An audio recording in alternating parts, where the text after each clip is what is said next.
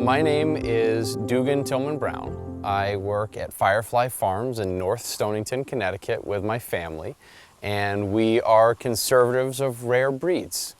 We deal with Randall Cattle, with Dorking chickens, with mulefoot hogs, and if I have my way shortly, we'll have rare breed rabbits, hopefully silver fox rabbits, and we're going to start working with a couple different varieties of rare breed turkeys.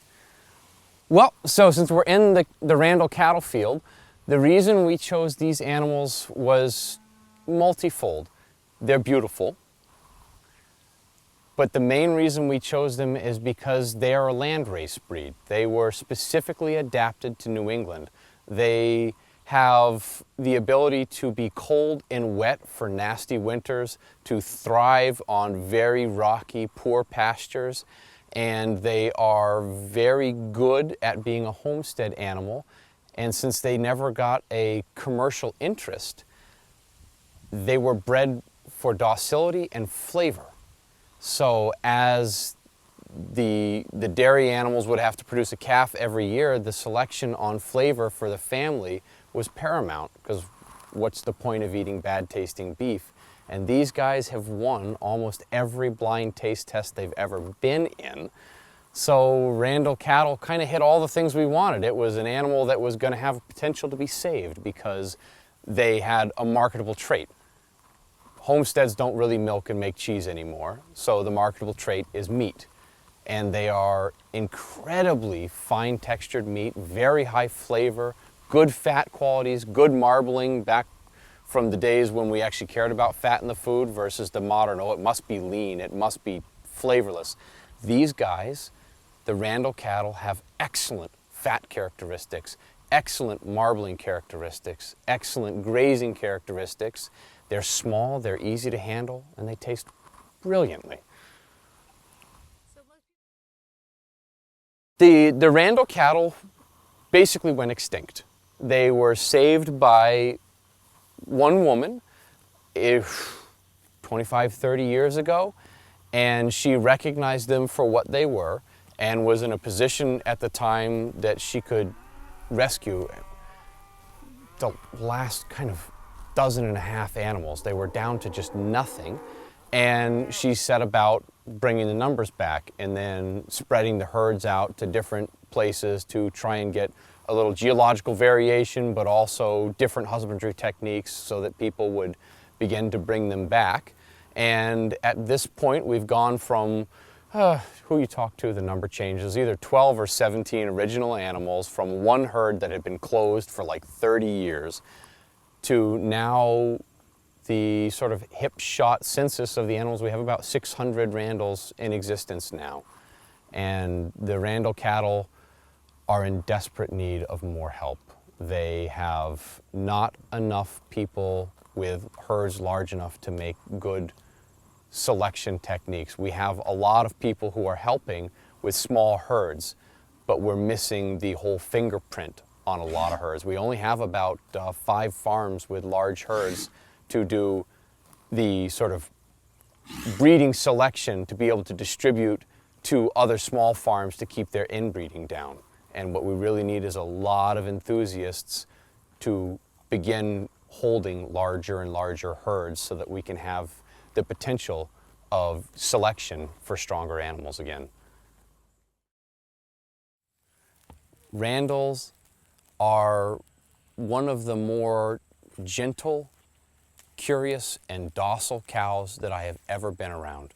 And kind of witnessed by the fact that here we are in a field with people they've never met, and they're not concerned. They're very laid back. They're just being cows. They're doing what they're supposed to do. These guys are phenomenal. They're very relaxing animals to be around. I very much love them. They're beautiful to look at. They're wonderful to work with. They're very malleable for your rearing techniques and what you want to do. They are intensely intelligent, and they learn within days of when you bring new animals to your farm, just by watching all the other animals and listening to you, what is supposed to happen. They're very, very smart animals. So Rare breeds' impact is an indirect on commercial agriculture, their impact. It is not a today impact. What it is much more like a seed library. Rare breeds are a fail-safe, and much the same way that when we had a potato blight, we had to go back and find the original Peruvian potatoes and start breeding them forward for the resistances, or the apple blight when we had to go find primitive apples, or we've had corn blights. This is the same thing, because those primitive varieties that still existed somewhere have a beneficial gene that might help them withstand. It's not that a Randall cow is going to become the best breeder for a commercial dairyman. But where they come into play is when the monocrop agriculture, monostock livestock has a problem. You have access to a primitive gene that has been selected for resistance for ages. These animals don't get treated with anything. They're not getting vaccines. They're not getting deworming sprays or anti-fly sprays or shots of things to help them do whatever that genetically, if they were in a natural environment, they would do on their own. These animals still have natural selection, so they are much more robust. In essence, what the protection of rare breeds is the sort of tractors versus race cars. They both have engines, they both have tires, they both go round and round.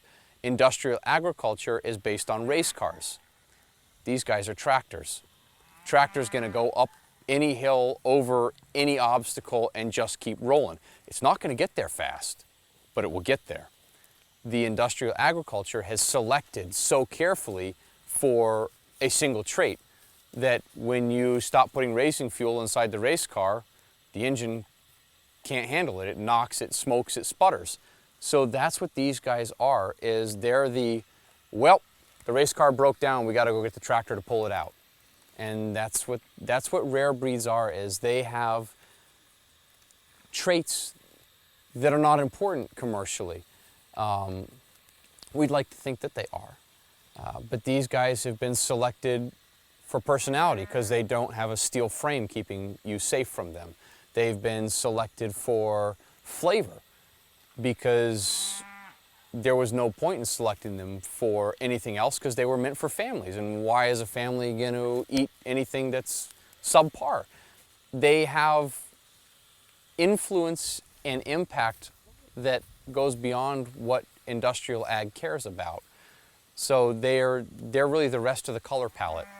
So we have a really strong monochromatic painting with industrial agriculture, and the rare breeds are the pastels and the patterns and the off hues, and they're what really will make the picture shine at the end.